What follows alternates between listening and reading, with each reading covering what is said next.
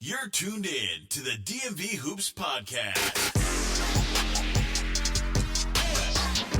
This is Jonathan Scribner, head girls basketball coach at St. John's College High School, and this is the DMV Hoops Podcast.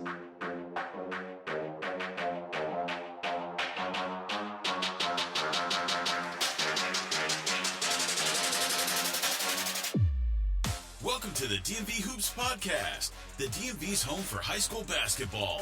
Hosted by Kurt Cross and featuring Chelsea Cross. We bring you the latest news, interviews, rankings, recruiting buzz, and standout performances from the public and private school basketball scene across Washington, D.C., Maryland, and Virginia. Stream us on Spotify, iHeartRadio, Apple Podcasts, Amazon Music, Buzzsprout, YouTube, and everywhere podcasts are heard. Now, let's get into it. Here's your host, Kurt Cross. Hello, everyone. Welcome to the DMV Hoops Podcast. It's Chelsea Cross, and I'm here with NIT champ, Seneca Valley's Coach Brandyn Wilkerson. Coach, you just came off of an amazing win. How does that feel? It feels good. I mean, great for these guys. They put a lot of hard work in, so to see it pay off in this summer league especially has been really great. Coach, correct me if I'm wrong, you guys were kind of the underdog in this whole NIT bracket, correct? Yeah, we were the 5 seed coming in. What is that like to kind of beat the odds and to end up on top? I mean, we got a tough team. They don't quit. They showed that last year when the playoff time came around and they made it to the state quarterfinals. So it's a great group. They trust each other. They like each other, and very much a player-led team. That leads right into my next question. You came into Seneca Valley in 2024, right? Yeah. And I was looking at the records. You were 12-11 your first season, and last season you guys went 16-9. Typically, what we see with coaches is the first season you're figuring out what this is. Then the next season and the next season you guys get better. How do you feel like that transition was for you, and how did you get the best out of your guys last season? Yeah, I mean, we had a young group. We started 4 juniors and 1 senior. So going into the season, I wasn't sure if lack of experience was going to be a big issue for us. Right. And it was a little bit early on, but as the season went on and they gained that experience and that confidence, you could really see them start to kind of step into their roles and start to grow, and ended up having a pretty good season last year. Coach, you attended Salisbury. Did you play at Salisbury? Played at Salisbury. So I kind of did you guys participate in any live periods? Not this season. I know that's like with public school, the rules are a bit different. Tell me, if people have their eyes on only a blue blood school or a D1 school, talk to me about what it's like to not play for a D1 school but still play college ball, and how you get those looks and what that experience is like. Oh my gosh, it was such a great experience at Salisbury. I was lucky enough to play for Coach Josh Merkel, D3 national champion a couple years ago. And it is just such a brotherhood, and you put a lot of hard work in. And I think sometimes people maybe shy away from D3 basketball. But, I think we got a lot of guys that have potential to at least play Division III. But it's just a great experience. Allows your career to continue and keep playing the game you love. What is it about this group of guys that made this summer league so special? I think that just because they all like each other. They all enjoy spending time with each other. We just had camp this week, and every single one of these guys was up here at camp and working with the campers, and so they like spending time with each other, and I think you can see that on the court when they're playing. Talk to me about this camp. I think maybe you founded it. Is that correct? Yeah, Eagle Basketball Camp. We just had our first ever session. And so we got another session coming up at the end of July, but it was a great turnout, great experience, and these guys did a great job working with them over this past week.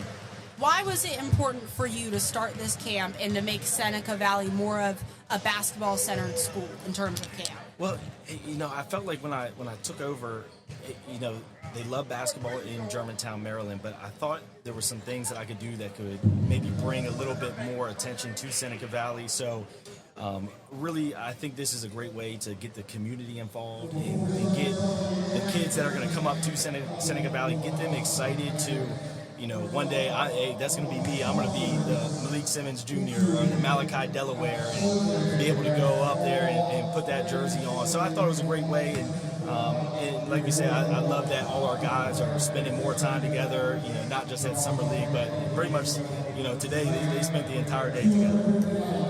You mentioned some names. Let's talk about them. You had 4 guys in double figures.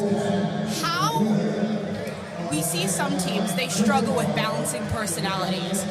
Some of your players had more points than others, yet they still remain balanced. Talk to me about that and how you kind of coach them into that balance. Yeah, and that was a big thing last year is all of these guys do different things really well. And I'm lucky enough that we have a bunch of guys that can go off for 20 points. And so having that flexibility and being able to say, okay, well, tonight is Malik's night, or tonight is Malachi's night, or Shai Lopez, or Xavier, or Tyler Young. It makes us hard to guard at times because we do have so many guys. But these guys have done a great job of accepting, hey, if somebody's got the hot hand, we're going to get them the basketball, and we're going to allow them to keep going until maybe they get shut down and then somebody else steps in.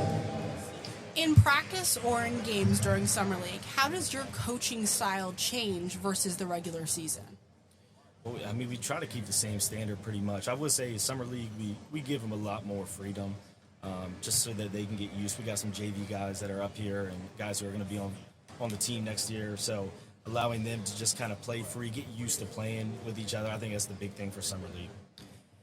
I assume, please tell me if I'm wrong, that in March, when you guys are done with the season, you expect your players to go into the off-season and work on a skill. What skill did you work on in this off-season? Oh, man, I think I've just been online, and whether it's social media or different websites. And for me, it's really been just continuing to learn how to get guys open, maybe run sets for them. And then also looking at how to balance personalities, and because we do have guys that can really go and they can play well, and making sure that we keep everybody on the same page and keep everybody playing together. I'm not sure how it works up in Germantown as it does here, but at least here we have players that decide to opt out of public school and choose to go to a private school or something. If I'm a player on the fence about public versus private and I'm in the Seneca Valley region, what about the Seneca Valley program makes me want to play for you guys? Yeah, I mean, we try to make it as much of a family atmosphere as possible. Whether it's hanging out and going and doing something, Top Golf, or something that's local, but spending a lot of time together, trusting each other, and really just kind of getting guys to feel comfortable with each other and enjoy spending a lot of time. One last question for you, Coach. I'm not asking for any predictions, but what are your hopes for Seneca Valley this upcoming basketball season? Hopefully to improve on what we did last year. So, like we said, we made it to the state quarterfinals, so hopefully we can at least get back there and improve and go a little bit farther. All right, everyone, that's Coach Brandyn Wilkerson from Seneca Valley. Thank you so much, Coach. It was great to talk to you, and we'll see you soon. Thanks for tuning in to the DMV Hoops Podcast, your home for high school basketball coverage across the DMV. Be sure to subscribe, follow, and share the show on Spotify, Apple Podcasts, iHeartRadio, Amazon Music, YouTube, Buzzsprout, and everywhere podcasts are heard. Follow us on Instagram and X at DMV Hoops Podcast. The DMV Hoops Podcast is hosted by Kurt Cross, featuring Chelsea Cross. Thanks for listening.